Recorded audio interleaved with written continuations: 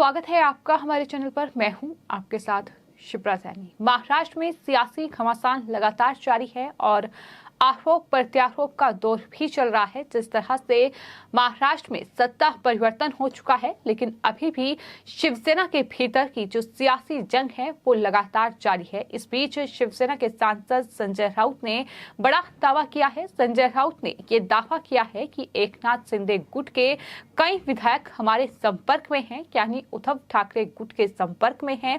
इतना ही नहीं, उन्होंने यहाँ तक कह दिया कि महाराष्ट्र में एक बार फिर से सत्ता पलट सकती है। तो ये दावा संजय राउत की ओर से किया गया है। हालांकि इस दावे में कितनी सच्चाई है ये आने वाले वक्त में देखना होगा, लेकिन फिलहाल ये दावा कहीं ना कहीं खोखला ही नजर आ रहा है, क्योंकि जिस तरह से महाराष्ट्र में लगातार मुश्किलें उद्धव ठाकरे गुट की बढ़ रही हैं, जिस तरह से लगातार ठाकरे गुट कमजोर हो रहा है, तो ऐसे में माना जा रहा है कि शिवसेना के सांसद संजय राउत जो इस तरह की बयानबाजी करने के लिए जाने जाते हैं, वो कहीं न कहीं इस तरह की बयानबाजी कर रहे हैं। और इसी कड़ी में उन्होंने ये दावा किया है, क्योंकि इससे पहले भी संजय राउत की ओर से ऐसी न जाने कितनी बयानबाजी की गई है जो कहीं न कहीं झूठी और खोखली ही साबित हुई है। तो ऐसे में अब देखना ये होगा कि संजय राउत के इस दावे में कितनी सच्चाई है। लेकिन आपको ये बता दें कि महाराष्ट्र में एकनाथ शिंदे ने अपने साथ विधायकों को लेकर बीजेपी के साथ मिलकर महाराष्ट्र में नई सरकार बनाई।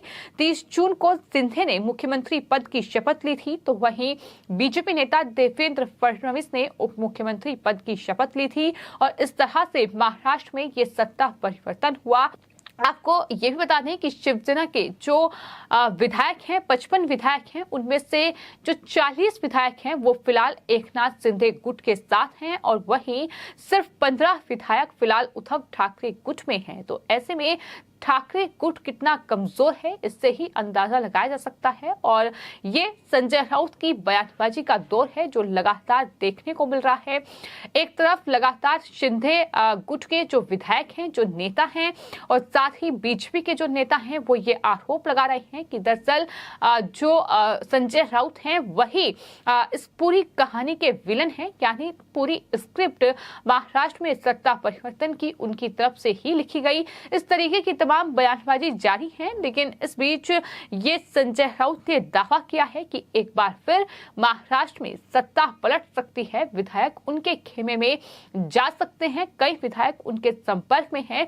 लेकिन आपको ये बता दें कि महाराष्ट्र में पिछले कुछ दिनों में जो सियासी तस्वीर निकलकर सामने आई है उसमें दरअसल ये देखने को मिला है कि जब तमाम जो विधायक हैं वो शिंदे गुट का रुख कर रहे थे और उस वक्त जिन विधायकों को समझाने के लिए एकनाथ शिंदे को सूरत भेजा गया, उसके बाद गुवाहाटी भेजा गया, लेकिन वहां वो शिंदे गुट में ही शामिल हो गए और इस तरह से अपनी नाराजगी उद्धव ठाकरे गुट के खिलाफ जाहिर की थी। और ऐसे में आखिर ये संजय राउत दावा किस बलबूते पर कर रहे हैं ये आने वाले वक्त में देखना होगा। लेकिन फिलहाल संजय राउत को लेकर लगातार बयानबाजी का दौर जारी है। और अब आपको बता दें, महाराष्ट्र में जो बीजेपी के नेता है चंद्रशेखर बावनकुले, उन्होंने संजय राउत पर बड़ा हमला बोला है और ये कहा है कि सरकार जाने के बाद संजय राउत को नींद नहीं आती है, वो नींद की दवा लेते हैं और सपने देखते हैं। ये संजय राउत पर बड़ा पलटवार बीजेपी नेता चंद्रशेखर बावनकुले की ओर से किया गया है।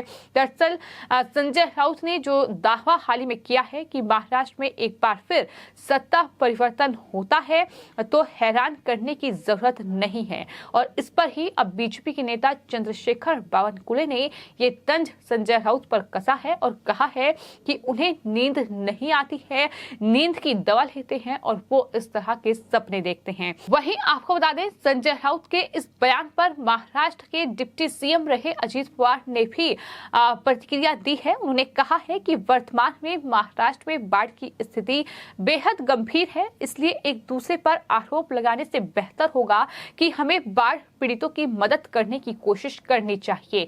यानी उन्होंने संजय राउत के बयान को कोई तवज्जो नहीं दी। उन्होंने ये कहा कि इस तरीके के आरोप प्रत्यारोप के दौर से अच्छा है कि महाराष्ट्र में बाढ़ की स्थिति बनी हुई है, वहां लोगों की स्थिति पर नजर रखी जाए, आखिर क्या कुछ महाराष्ट्र में हो रहा है। तो इस तरह से उन्होंने संजय राउत को जवाब दिया है। वहीं चंद्रशेखर बावनकुले ने यह कहा कि संजय राउत अब सो नहीं सकते हैं क्योंकि सत्ता जा चुकी है, अब वो नींद की गोलियां लेते हैं, सपने देखते हैं। अगर विधायक सांसद मंत्रालय में नहीं जाते हैं तो क्या उनके क्षेत्र का विकास होगा, ये सवाल उनकी तरफ से किया गया है। एकनाथ शिंदे दिल्ली इसलिए जा रहे हैं क्योंकि महाराष्ट्र के विकास के लिए फंड की जरूरत है। महाविकास आघाड़ी सरकार ने 2.5 साल में सब कुछ नष्ट कर दिया, हमें 2 साल में 5 साल का विकास पूरा करना है, इसके लिए केंद्र की मदद की जरूरत है, ये उनकी तरफ से कहा गया है। तो जिस तरह से महाराष्ट्र में सत्ता परिवर्तन हुआ है उसके बाद अब आरोप प्रत्यारोप का दौर जारी है। एक तरफ उद्धव ठाकरे गुट के नेता, खुद मुख्यमंत्री उद्धव ठाकरे, उनके बेटे आदित्य ठाकरे और साथ ही शिवसेना के सांसद संजय राउत एकनाथ शिंदे गुट पर हमलावर हैं, तो वहीं एकनाथ शिंदे गुट की ओर से भी लगातार पलटवार किया जा रहा है। तो इससे पहले महाराष्ट्र में बीजेपी के नेता और तमाम जो नेता थे विपक्ष में, वो ये कह रहे थे कि महाराष्ट्र में महाविकास आघाड़ी सरकार ये 3 पहियों की सरकार है जो ज्यादा दिन तक नहीं चलेगी। और उसके बाद इस तरीके की तस्वीर महाराष्ट्र में देखने को मिली कि बड़ा सत्ता परिवर्तन महाराष्ट्र में हुआ और उसके बाद जाहिर तौर पर उद्धव ठाकरे के लिए मुश्किलें बहुत ज्यादा बढ़ चुकी हैं, क्योंकि उद्धव ठाकरे एक तरफ सत्ता को नहीं बचा पाए तो दूसरी तरफ अब पार्टी भी खतरे में है। अब ऐसा लगता है कि पार्टी भी उद्धव ठाकरे के हाथों से खिसक जाएगी और शायद यही वजह है कि इस तरीके से अब ये बौखलाहट सामने आ रही है, जहां एक तरफ आदित्य ठाकरे लगातार मुख्यमंत्री एकनाथ शिंदे और उनके गुट के तमाम जो विधायक हैं उनके लिए अपशब्दों का इस्तेमाल कर रहे हैं, उन्हें दगाबाज करार दे रहे हैं, उन्हें गद्दार बता रहे हैं और कह रहे हैं कि अगर गद्दार अभी भी वापस लौटना चाहते हैं तो हम पार्टी में उनका स्वागत करेंगे।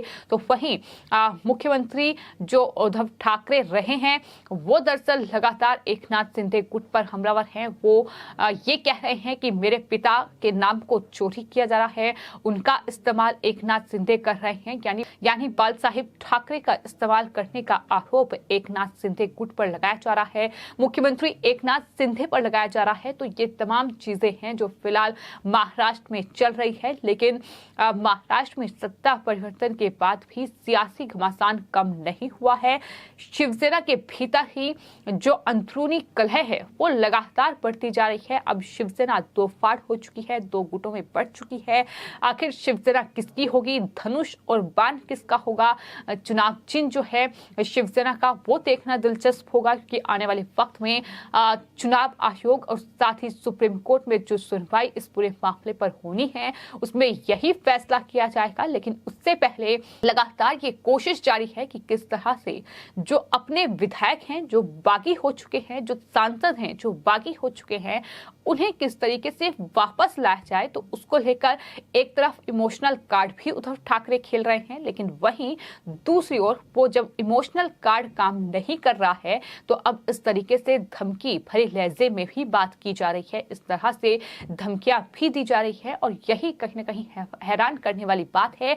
और अब संजय राउत की ओर से ये दावा किया गया है, हालांकि दावे में कितनी सच्चाई है ये आने वाले वक्त में देखना होगा, क्योंकि बीजेपी का ये कहना है कि वो सपने देख रहे हैं और नींद की गोलियां ले रहे हैं, इसलिए संजय राउत इस तरीके की बयानबाजी कर रहे हैं। तो फिलहाल महाराष्ट्र में ये सियासी घमासान जारी है। तो फिलहाल ये चंद्रशेखर बावनकुले ने संजय राउत पर तंज कसा है, उन्हें जवाब दिया है। लेकिन इसी के साथ साथ जो संजय राउत ये कह रहे थे कि दरअसल हमारा जो मुख्यमंत्री है वो कभी दिल्ली नहीं गया, शिवसेना का मुख्यमंत्री कभी दिल्ली नहीं गया, उस पर भी उन्होंने कहा है कि आपने कभी दिल्ली पर विश्वास नहीं किया इसलिए आप दिल्ली नहीं गए।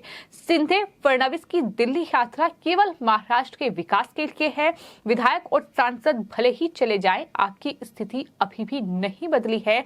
एकनाथ शिंदे ने कहा है कि जो भी आने को तैयार हो उसे ले लो, ये उनकी तरफ से कहा गया है। साथ ही बीजेपी नेता ने यह भी कहा कि उद्धव ठाकरे और संजय राउत के लिए ये आत्मचिंतन का वक्त है। गलतियों को सुधारने के बजाय विधायकों के बारे में अपशब्द कहे जा रहे हैं।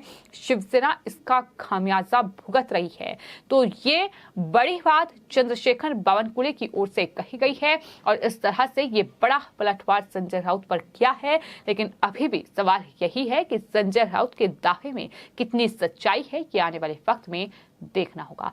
फिलहाल आपकी इस पूरे मामले पर क्या राय है, हमें कमेंट बॉक्स में जरूर लिखें और चैनल को सब्सक्राइब करें। धन्यवाद।